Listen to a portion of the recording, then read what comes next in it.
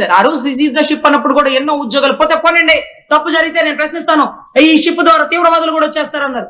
International case అయ్యా స్వామి. ఆ ship ను పట్టుకున్నా, ఆ షిప్ లో వాళ్ళని తీసుకొచ్చిన కనీసం బియ్యం ఎక్కడి నుంచి వచ్చిందో సార్. ఇలా నేను ఆయన తప్పు పట్టట్లేదు, కానీ ఆయన ప్రశ్నిస్తున్నారు, కానీ దాని ఆన్సర్ ఏంటో మాకు తెలియట్లా. ప్రశ్న ఊరికే ప్రశ్నించేసి వెళ్ళిపోతే ఏముంది సార్? ఆంధ్రులు ఆంధ్రులు అన్నారు, కానీ తమిళులన్నా, తెలంగాణలన్నా, కర్ణాటక వాళ్ళన్నా ఇందుకు కాబోలు బహుశా అనిందని నా ఉద్దేశం సార్. సరే, మీ ఉద్దేశం ఓకే. మరి సోము వీర్రాజు గారిని పక్కన పెట్టేశారు ఏంటి? మీకు సోము వీర్రాజు గారు అంటే మీ కాపు సామాజిక వర్గం నాయకుడు అనేసి ప్రేమ ఎక్కువనా అనింది ఇక్కడ సోము వీర్రాజు గారు. ప్రొఫెసర్ నాగేశ్వరరావు ఒక తీవ్రవాది, ఆయన బీజేపీకి ఎప్పుడు వ్యతిరేకంగా మాట్లాడుతుంటాడు, కమ్యూనిజాన్ని కాపాడుకోవడానికి ఏదేదో మీడియాలోకి మాట్లాడుతుంటారని అనింది ఆయన కదా. మరి ఆయన గురించి మాట్లాడమంటే మీరు లైన్ తీసుకొని పవన్ కళ్యాణ్ గారి వరకు వెళ్ళిపోయారు. సోము వీర్రాజు గారు మీ కాపు నాయకుడు, మీ కాపు సామాజిక వర్గం అని మీకు ప్రేమ ఉందా? లేదు సార్. మా ఆంధ్రాలో మొన్నటి రోజు ఒక 10 రోజుల క్రితం నుంచి కుల భావన చచ్చిపోయింది సార్. కుల భావన చచ్చిపోయింది. మాకు అసలు కాపు లేదు, కమ్మ లేదు, రెడ్డి లేదు, బడుగు బలహీన వర్గాలు లేరు. ఎవరు తప్పు చేస్తే వాళ్ళని నిందించేస్తాం. కుల భావన అనేది అస్సలు లేదు. అంత మాత్రం గట్టి గొంతు వచ్చిందా అంటే అతను మాత్రం కాపు సోదరుడే సార్. అది మాత్రం ఒప్పుకోవాల్సిందే. అటు పవన్ కళ్యాణ్ గారు గర్జించినా, అటు సోము వీర్రాజు గారు గర్జించినా, రేపటి రోజు ఇంకొకళ్ళు బయటకు వచ్చినా గానీ ఆ గర్జనలో, ఆ గొంతులో ఆ కాపు బ్లడ్, ఆ పౌరుషంగల రక్తం ఉంటుంది సార్. సో దాని వల్ల వచ్చే నష్టాలు కూడా వాళ్ళు ఎదుర్కొంటారు. ఈ రోజు కమ్యూనిస్టులని, తీవ్రవాదులు, నక్సలిజం నశించిపోవాలి అంటే ఆపరేషన్ కగర్ లాంటి దానికి మామూలుగా అయితే పవన్ కళ్యాణ్ గారు వ్యతిరేకులు సార్. ఎందుకంటే నక్సలిజం భావాలు గాని, కమ్యూనిజం భావాలు గాని, ఆయన బెడ మీద ఉండే ఎర్ర కండవా గాని, గద్దరన్న పాటలు గాని అవన్నీ ఆయనకే సార్. కానీ తప్పని పరిస్థితుల్లో అమిత్ షా గారితో సత్సంగంలోను, మోడీ గారి ఆధ్వర్యంలోనూ కొన్ని పదాలు పోనీలేండి, నక్సలిజం నక్సల్ బరి నుంచి పుట్టింది, తర్వాత మావోయిజం పోతుంది, నక్సలిజం పోతుంది, దాని తర్వాత కాక్రోజిజం అంటూ కాక్రోచ్ పార్టీ లాంటివి బయటకు వస్తాయి సార్. సో ఇటువంటి విషయాల్లో సోము వీర్రాజు గారు ఎందుకు అలా మాట్లాడాల్సి వచ్చింది?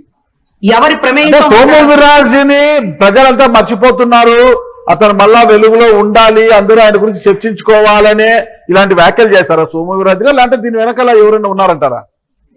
సార్ వెనకాల ఎవరుంటారు సార్? ఓపెన్ గా పవన్ కళ్యాణ్ గారు ఉంటారు సార్, మోడీ గారు కూడా ఉంటారు సార్. పాపం కేవలం పవన్ కళ్యాణ్ గారే. సోము వీర్రాజు బీజేపీ కదా, పవన్ కళ్యాణ్ జనసేన అధ్యక్షుడు, సోము వీర్రాజు బీజేపీ. సోము వీర్రాజు వెనకాల పవన్ కళ్యాణ్ ఎందుకుంటారు సార్? ఆయన అనింది, ప్రొఫెసర్ నాగేశ్వరరావు గారు అనింది ఎవరు ఒకటి పవన్ కళ్యాణ్ గారిని, లేకపోతే మనోహర్ గారిని, లేకపోతే అమిత్ షా గారిని ఏమి అనలేదు సార్. సార్ ఎంత దారుణం అంటే 2700 కోట్లు దేశాలు దాటిచ్చాడని పార్లమెంట్ సాక్షిగా లావు శ్రీకృష్ణదేవరాయలు ఎంపీ గారు చెప్తే జగన్ గారు దేశం దాటిచ్చేశారంట 2700 కోట్లు. ఒక్క కోటన్నా పట్టుకున్నా స్వామి. పబ్లిక్ ఎవిడెంట్రీ ఉంది కదా. ఈ రోజు అమిత్ షా గారిని కూడా ప్రొఫెసర్ నాగేశ్వరరావు గారు ఏమీ అనలేదండి. అమిత్ షా గారిని ఏమనలేదు.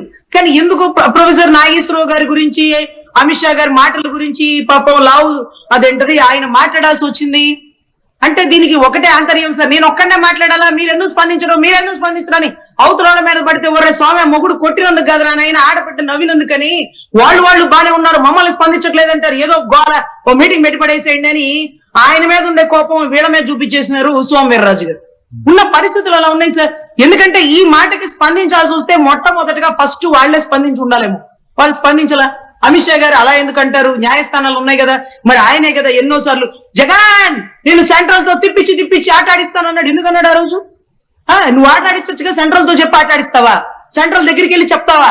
మరి సెంట్రల్కి వెళ్ళిన ప్రతిసారి ఆయన చెప్తున్నాడేమో అనుకుంటున్నారు. మీరు వెళ్ళండి, సెంట్రల్కి వెళ్ళా మనోహర్ గారు లేకపోతే పవన్ కళ్యాణ్ గారు దేనికి వెళ్ళామంటే కారణం మీరు ఏబిఎన్ పేపర్లో, ఆంధ్రజ్యోతి పేపర్లో, మీ అనుకూల పేపర్లో రాయండి. పలానా కారణంతో కలవడానికి వెళ్ళాం, అమిత్ షా గారితో చర్చలు జరిగిపోయినాయి, లేకపోతే మా దగ్గర నుంచి తప్పిపోయిన ఆడబిడ్డలు వెనక్కి తీసుకురమ్మని అడిగారు, అయిపోయింది కదా. దేనికి వెళ్ళారో కారణాలు ఉన్నాయి కదా, మీరు చెప్పరు. మీరేంటో అజ్ఞాతంగా వెళ్ళిపోయి మీటింగ్లు పెట్టేసుకుంటారు. అలా పెట్టుకోకూడదు, ఒక రీజన్ ఉండాలా. ఏ కారణంతో వెళ్తున్నారో పిన్ టు పిన్ మీరు స్టేట్మెంట్ బయటికి రిలీజ్ చేయాలా. You are not a ordinary person. గతంలో మీరు ఎన్ని మార్లు కలవచ్చు. ఇప్పుడు డిప్యూటీ సీఎం హోదాలో, పౌర సరఫరాల శాఖ మంత్రి హోదాలో మీరు అమిత్ షా గారిని కలిసినప్పుడు ఏ కారణంగా కలవడానికి జరిగింది? ఊరికే కప్పు కాఫీ తాగడానికి వెళ్ళామండి, చెప్పండి. అదే చెప్పండి. మరి దేనికి వెళ్ళారు? పోనీ మేము ఇలా మాట్లాడామా, మీరు చూసారా అన్నారు. మీరు ఇలా మాట్లాడలేదు, మేము చూడలేదు. మీరేం మాట్లాడారు? మీకెందుకు చెప్పాలా? శ్రీ గారు చెప్పాలా? అరే నువ్వు డిప్యూటీ సీఎం అయ్యా బాబు, ఏం మాట్లాడాలో చెప్పాలా. గతంలో జగన్ గారు ఏది వెంకటేశ్వర బొమ్మ పట్టుకుని వెళ్ళగానే నువ్వు బెయిల్ గురించే మాట్లాడావు, నాకు తెలుసు. లేకపోతే అవినాష్ రెడ్డి గారికి కేసులు లాగద్దని చెప్పావు, మమ్మల్ని కేసులు లాగద్దని చెప్పావు. ఇవన్నీ మీరు చెప్పారా? మీరు చూసినారా? అమిత్ షా గారి దగ్గర అలా మాట్లాడతారా? మోడీ గారిలో అలాంటి విషయాలు డిస్కస్ చేస్తారా? ఎంత గొప్ప మోడీ గారు, డబల్ ఇంజన్ సర్కార్ గురించి అలా మాట్లాడచ్చా? సో ఇవన్నీ కూడా ఎలా ఉంటాయంటే వినకుండా వదిలేయాలి సార్, పట్టించుకోకూడదు సార్. పట్టించుకోవడం వల్ల ఏం జరిగింది అంటే ఇవాళ రోజు 2 రాష్ట్రాలు కొట్టుకు చచ్చే పరిస్థితి అయింది. గతంలో జగన్ గారు పట్టించుకోబోబట్టి ఆయన్ని ఎన్ని మాటలన్నా, ఆయన్ని గొడ్డల పార్టీ అన్నా, లేకపోతే చెల్లిని చంప మీద కొడితే ఈయనేమన్నా తొంగి చూసినాడా? ఎన్ని మాట్లాడినా ఎక్కడ పట్టించుకోలేదు సార్. ఈయన ప్రతిదీ పట్టించుకున్నాడు. ఎందుకంటే పట్టించుకోవడానికి ఏమీ లేదు సార్, రాష్ట్రంలో పట్టించుకోవడానికి ఏమీ లేదు, రాష్ట్రంలో పనిచేయడానికి ఏమీ లేదు. కాబట్టి ఇవన్నీ పట్టించుకొని ఇయ్యల మీద పిల్లి మీద వెళ్ళి ఆ వదిన గోడ మీద ఇవాళ ఏం కూర ఉండేవు, మీ ఆయన కొట్టాడంట కదా, మీ అన్న అట్లా చేశాడంట కదా, ఈ ముచ్చట్లు ఎందుకు సార్? ఈ ముచ్చట్లు ఎందుకు? రాష్ట్రంలో ఏం జరుగుతుందో వీటి గురించి కదా డిస్కస్ చేసుకోవాలి. దీన్ని పూర్తిగా డైవర్షన్ పాలిటిక్స్ అంటారు. నాగరాజు గారు, మా రాష్ట్రంలో డిఎస్సీ పేపర్ లీక్ అయింది, మీకు తెలుసా? మీకు తెలుసా? 16,000 మందికి సంబంధించిన ఏదైతే పాపం ఉద్యోగాలు, అధ్యాపకుల ఉద్యోగాలు సార్, మీకు తెలుసా? మా ఆంధ్ర రాష్ట్రంలో ఫస్ట్ ఎవరు వచ్చారో తెలుసా? డిఎస్సీలో ఏదైతే మాకు విద్యాశాఖ మంత్రి గారి ఆధ్వర్యంలో కాంట్రాక్ట్ బడ్జెట్ ఒక ఉద్యోగస్తుడికి వచ్చింది సార్. ఎవరికట కోచింగ్ వెళ్ళాడో తెలుసా మీకు? తెలియదు. మా దగ్గర స్పోర్ట్స్ కోటాలో సార్ కర్ర బిళ్ళ, అచ్చంగిల్ల ఈ ఆటల్లో కూడా ఇచ్చేసినారేమో సార్. టెట్ రాయకుండా మా రాష్ట్రంలో టెట్ రాయకుండా స్పోర్ట్స్ కోటాలో అధ్యాపకుడు ఉద్యోగాలు ఇచ్చేశారు సార్. ఇది డైవర్షన్ చేయడం కోసం ఇవన్నీ చేసినారు సార్. రాబోయే కాలంలో కాబోయే ముఖ్యమంత్రి వర్యులు ఈ రోజు డిఎస్సీ పేపర్ ని లీక్ చేసినారు సార్. ఒకసారి రిజల్ట్ రిలీజ్ చేశాక ఆయనకి ఏం అవసరం అండి? ఆయన ఎందుకు లీక్ చేస్తాడు? ఎక్కడో దళారులు ఉంటారు, అధికారులు దళారులు చేసుకొని చేసే పని ఇది. ఆయనకి ఏం సంబంధం, ఆయనకి ఏం అవసరం ఉంటుంది చెప్పండి? ఒక మంత్రిగా పాలన సాగించాలని కోరుకుంటారు తప్పితే ఎలాంటి లీకేజీలు లేకోకుండా, ఎలాంటి అక్రమాలు లేకోకుండా, ఇలాంటి విమర్శలకు ఏమన్నా ఎదుర్కోవడానికి సిద్ధంగా ఉంటారా? ఏదో కొంతమంది అధికారులు దళారుల మధ్యలో జరిగి ఉంటుంది ఒప్పందం అంతా కూడా. మన నీట్ పేపర్ ఎలా లీక్ అయింది? దానికైనా మోడీ గారు లీక్ చేయించింటారా? మోడీ గారు కాదు కదా లీక్ చేయించింది. ఎవరైతే ప్రశ్నాపత్రం తయారు చేశారో ఆ ప్రొఫెసర్లు, ఆ దళారులు ములాఖత్ అయిపోయి వాళ్ళు చేశారు. ఇక్కడ కూడా మన డిఎస్సీ పేపర్ ఎవరైతే ప్రశ్నాపత్రం తయారు చేసి ఉంటారో వాళ్ళు కలుసుకొని ఏదైనా చేసి ఉంటే దానికి మంత్రికి ఆపాదిస్తే ఎట్లా? మీరు ప్రతిదీ గవర్నమెంట్ మంత్రికి ఆపాదిస్తారా మీరు? ఒకటి నాగరాజు గారు, అలా ఏమన్నా జరిగితే ఎంత మందిని సస్పెండ్ చేసినారు? ఎక్కడ కమిటీ వేసినారు? ఎవరు పేపర్ తీసినారు? ఏమన్నా చూసినారా? అతనికి ఎలా ఫస్ట్ వచ్చింది? ఫస్ట్ వచ్చి 100 మందికి ఫోన్లు చేసి మీరు సెలెక్ట్ అయిపోయారు, మీరు రండి అన్నాక ఏ నెంబర్ నుంచి ఫోన్ వచ్చిందో ఆ నెంబర్ నుంచే ఫోన్ వచ్చి మీరు సెలెక్ట్ కాలేదు అని ఎలా చెప్తారు? ఎప్పుడు రాంగ్ ఇన్ఫర్మేషన్ గవర్నమెంట్ ఇచ్చిన ఎందుకు వస్తుంది? ఎంత మందిని సస్పెండ్ చేశారు? ఎంత మంది మీద నిఘా వేశారు? సార్ మీకు తెలుసో లేదో, సెంట్రల్ లో ఒక ట్రైన్ యాక్సిడెంట్ అయితే సెంట్రల్ మంత్రి సార్, రైల్వే శాఖ మంత్రి ఆ పదవికి రిజైన్ చేశారు సార్. మీకు తెలుసా? ఆ పదవికి రిజైన్ చేసినారు. ఏంటి రజనీ గారు, ట్రైన్ గుద్దుకుంటే రైల్వే శాఖ మంత్రి ఎందుకు రిజైన్ చేయాలి అని అంటారేమో మీ బోటోలు జర్నలిస్టులు. అలా అనకూడదు సార్. ఎక్కడ ఏ తప్పు జరిగినా మనమే రెస్పాన్సిబిలిటీగా ఉండాలి సార్. కానీ మీకు తెలుసో లేదో, డబుల్ ఇంజన్ సర్కార్ లో ఉండే దౌర్భాగ్యం ఏంటంటే, ఈ అమిత్ షా గారు ఎవరైతే ఉన్నారో మీకు తెలుసు కదా, కేంద్రకి సంబంధించినటువంటి ఆయన మంత్రి, కేంద్రంలో కూడా ఈ సెక్యూరిటీ మంత్రి మన హోమ్ మినిస్టర్ లా కేంద్ర హోంశాఖ మంత్రి. అయితే కేంద్రంలో ఆపరేషన్ కగార్ నిర్వహించారు చూడండి. ఆ ఏరియాలో ఆర్టికల్ 370 రద్దు చేసినాక అక్కడ ఏ చిన్న విపత్తు జరిగినా ఇమీడియట్ గా కేంద్ర హోంశాఖ మంత్రి రాజీనామా చేయాలి సార్. కేంద్ర హోంశాఖ మంత్రి ఎంతమంది సార్? 24 పైచిలుకు మందిని నువ్వు హిందువా ముస్లిమా అని చనిపోతే దానికి కారణంగా ఇమీడియట్ గా కేంద్ర హోంశాఖ మంత్రి రిజైన్ చేసేయాలి సార్. ఎందుకంటే అతని భద్రతా వైఫల్యం వల్లే అక్కడ వచ్చినటువంటి విజిటర్లు, ప్రయాణికులు, యాత్రికులు వాళ్ళ ప్రాణాలు కోల్పోయారు సార్. కానీ ఏమో మరి అంతకుముందు ఉన్న మంత్రులు సార్ చాలా చిత్తశుద్ధిగా వాళ్ళ శాఖలో తప్పు జరిగితే ఇంకొకరితో చెప్పించుకోకుండా రిజైన్ చేసేసేవాళ్ళు సార్. ఈ రోజు విద్యాశాఖ మంత్రి రిజైన్ చేయమంటే ఆయనకేం సంబంధం రజనీ గారు అని మాట్లాడతారు. ఆయనకి సంబంధం లేదయ్యా. ప్రజారోగ్య శాఖ మంత్రినో పిఆర్ మంత్రినో రాజీనామా చేయమనడము, పేపర్ లీక్ ఏంటంటే మంత్రిని రాజీనామా చేయడం కరెక్ట్ అంటారా? పేపర్ ఎవరైతే తయారు చేస్తారో వాళ్ళ దళారులు కుమ్మక్కే చేసుకుంటేది కదా. పాపం లోకేష్ గారిని అంటే ఎట్లా మీరు? సార్ ఒక కాలేజీలో ఒక ముందే పేపర్ వచ్చేసింది, 3 గంటలు 2 గంటల ముందు పేపర్ వచ్చేసింది అనుకోండి. ఆ పేపర్ ఏ స్కూల్లో పెట్టారో ఆ స్కూల్లో ఒక టీచర్ పేపర్ లీక్ చేసి దాన్ని ఫోటో తీసుకొని మిగతా వాళ్ళకి పంపిస్తే ఆ స్కూల్ ప్రిన్సిపల్ ని, ఆ స్కూల్ వైస్ ప్రిన్సిపల్ ని, ఆ స్కూల్ కి సంబంధించిన బోర్డు మెంబర్ని, ఆ టీచర్ తో సహా అందరినీ సస్పెండ్ చేసేసినారు సార్. ఆ స్కూల్ ని కూడా సీజ్ చేసి పడేసినారు సార్. ఇక్కడ ఏంటి రజనీ గారు, ఒక టీచర్ రజనీ గారు ఒక ఒక టీచర్ విషయం తప్పు చెప్తాను చేస్తే మీకు. స్కూల్ ఎందుకు మూసేస్తారు రజనీ గారు? ఒక విషయం అనొచ్చు. ఒక విషయం చెప్తారు రజనీ సార్? గారు. విట్ ఉంది కదా, Vellore Institute of Science Technology VIT ఉంది కదా, విట్కు సంబంధించి ఇటీవల ఎంట్రన్స్ ఎగ్జామ్ అన్నట్టు బీటెక్ ప్రవేశాల కోసము, ఇంజనీరింగ్ ప్రవేశాల కోసం విట్ ఎంట్రన్స్ ఎగ్జామ్ చేసి దాంట్లో పాండిచ్చేరిలో ఒక కేంద్రంలో ఆ రిజల్ట్ డిక్లేర్ చేయకోకుండా వాళ్ళు అక్కడ ఏదో మాస్ కాపింగ్ జరిగిందని డౌట్ తో రిజల్ట్ డిక్లేర్ చేయకుండా పెండింగ్ పెట్టి ఆ సెంటర్ లో రాసిన ఏ ఒక్కరికి కూడా సీట్ ఇవ్వలేదు. వాళ్ళు రిజల్ట్ డిక్లేర్ చేయలేదు. యాక్చువల్గా ఏం చేయాలా, వాళ్ళు మొత్తం ఆ ఎంట్రన్స్ ఎగ్జామే క్యాన్సిల్ చేసి మళ్ళా కండక్ట్ చేయాలి. వాళ్ళు అలా చేయలేదన్నమాట. దాంతో దాదాపు ఒక 50-60 మంది విద్యార్థుల భవిష్యత్తుతో ఆడుకుంది విట్టి యాజమాన్యము. ఓకేనా? మరి సేమ్ ఇదే కదా జరిగింది ఇక్కడ ఏపీలో కూడా.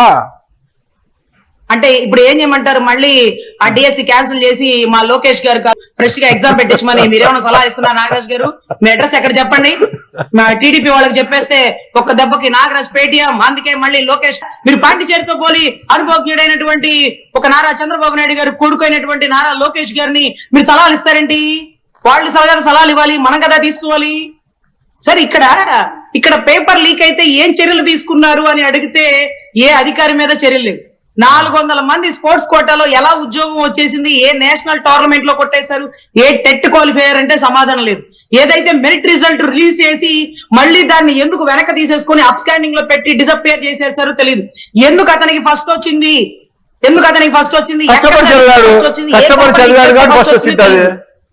కష్టపడి చదివింటాడు, కష్టపడి ప్రిపేర్ అయి ఉంటాడు, దాని ఫస్ట్ వచ్చింటది.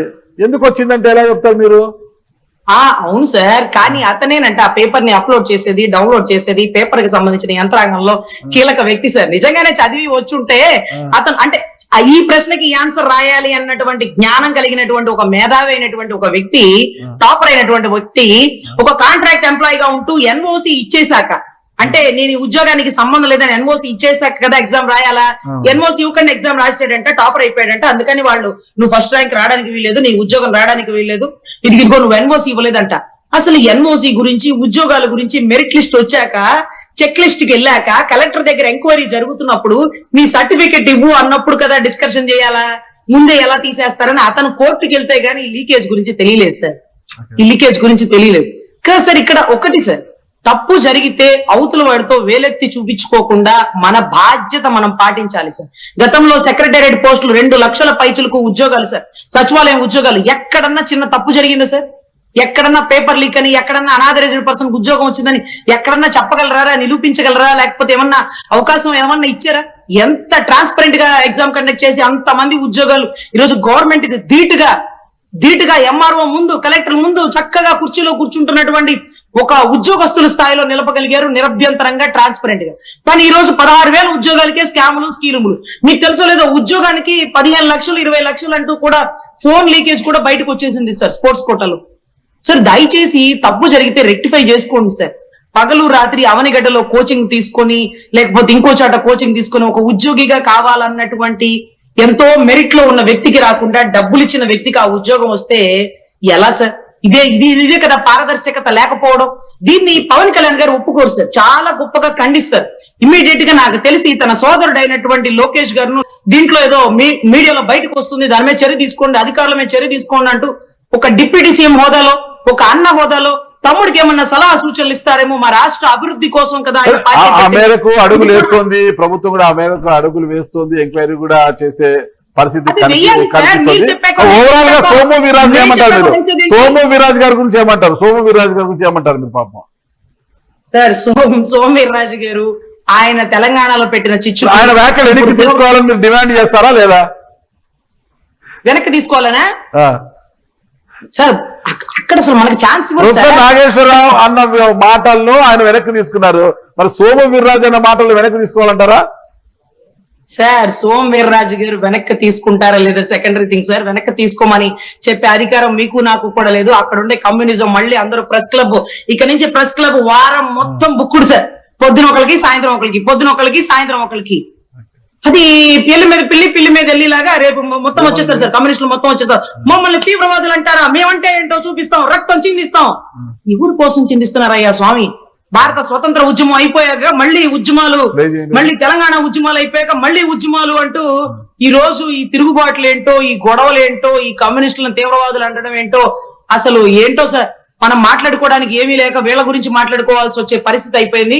దయచేసి సోమవీర్రాజు గారు, మీ వయసు పెద్దది, కమ్యూనిజం వాళ్ళు ఎంతో మంది హిట్లర్లు, లేకపోతే కార్లిజం, లెనినిజం, మార్క్సిజం, అసలు కేరళలో ఇప్పుడు వచ్చింది సార్ పార్టీ, ఎన్నో సంవత్సరాల నుంచి కమ్యూనిజం పార్టీలే కదా సార్. సార్ ఇప్పుడు ఒకటి దేశం కోసం లేకపోతే ధర్మం కోసం పోరాడే వాళ్ళలో నక్సలిజం ముందుంటదండి. ఆ పవన్ కళ్యాణ్ గారే ఎన్నో మాటలు అనేవారు, కానీ పవన్ కళ్యాణ్ గారు ఆ సలహా సూచనలు మీకు ఇవ్వలేదు. ఆ రోజు కర్ఫ్యూ పెట్టి కరోనా టైంలో మీకు ఒక్కళ్ళను కూడా మనుషుల్ని బయట కనిపిస్తే కాల్చి పడేసే పరిస్థితులు నెలకొన్న టైంలో ప్రాణాలు తెగించి వచ్చినాం సార్. మేమందరం కమ్యూనిజం భావాలు గల వాళ్ళం. ఈ రోజు కమ్యూనిజం అంటే, ఈ రోజు తీవ్రవాదులు అంటే, మరి ఆ రోజు దేశాన్ని కాపాడిందో లేకపోతే దేశ స్వాతంత్ర పోరాటంలో ఉందో ఏమో సార్. అసలు ఎట్ నుంచి చెడిపోతుందో మీకు ఆ భావాలు ఉన్నాయంటే మొట్టమొదటి నుంచి అదే సార్. నేను పవన్ కళ్యాణ్ గారి పార్టీలో చేరడానికి గల ప్రథమ కారణం ఆయన మెడలో ఉండేటటువంటి ఎర్రకండవ, ఆయన కమ్యూనిజం భావాలు, పోరాడితే పోయేదే ఉంది, బానిస సంఖ్యలు తప్ప అని విన్నాను. కానీ ఈ రోజు ఎండలో గొడుగు, దుమ్ము వస్తే కంగారు పడిపోవడం, ఈ రోజు బోటు మీద ఒక 100 మంది బోట్ ఎక్కితే అన్న ఒక్కడే ఈ రోజు సెక్యూరిటీ జాకెట్ వేసుకోవడం, ఇవన్నీ కూడా పోరాడే పటిమగల నాయకుడు మీకు మింగుడు పడడం లేదు అవన్నీ కూడా. మరి చూద్దాం, సోము వీర్రాజు గారు ఇప్పటికైనా ప్రొఫెసర్ నాగేశ్వరరావు పై చేసిన వ్యాఖ్యలు వెనక్కి తీసుకుంటారా, లేదా ఆ వ్యాఖ్యలకు కట్టుబడే ఉంటారా ఏంటి అన్న పరిస్థితి మనం వేచి చూద్దాం. రజనీ గారు, థ్యాంక్ యూ అండి. నమస్తే.